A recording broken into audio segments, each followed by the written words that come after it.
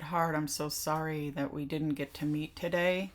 I didn't come yesterday. I'm sorry about my lunch and learn, but I've got a cough and respiratory infections, so maybe it's just as well we didn't have a training today. I was hoping to rest yesterday so that I could come today, but then Austin said you guys had lost your afternoon training time. So we're going to offer you the opportunity to do these as an independent study so that you don't miss out on TRIS hours.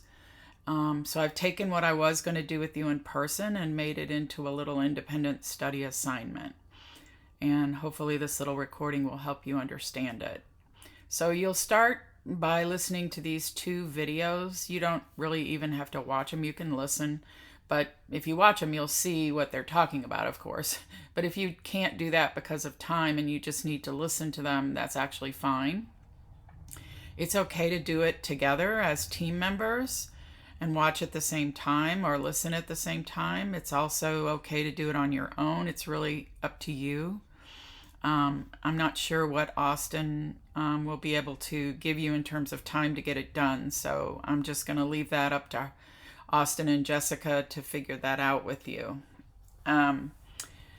So once you watch these two videos, just take a separate piece of paper and put your name on it, of course. If you're doing it together with your team, just put all your team member names on it, and that's fine. And then after watching the videos, list either something that you saw in the video that helped you understand the children that you're with every day better, or something you already knew and you practice every day. So either one of those are fine, and you don't have to write a lot, just for your own self-reflection there. These are both really good videos. And then for part 2, we're going to look at those play schemas that we didn't get to in our last training. So for this submission, you're going to also use a separate piece of paper and just make a list from the areas that I've got listed below. So you'll start by making a list of trajectory, connecting and deconstructing, transporting, enclosing, positioning, enveloping, rotation, and orientation. So we're going to look at those for this training. So go ahead and, you can make the list after you're done listening to these directions. And then under each of those categories, and again, you can do this together as a team, just list your team member names, and you can share what you each had to say about it on the one piece of paper. That's fine with me.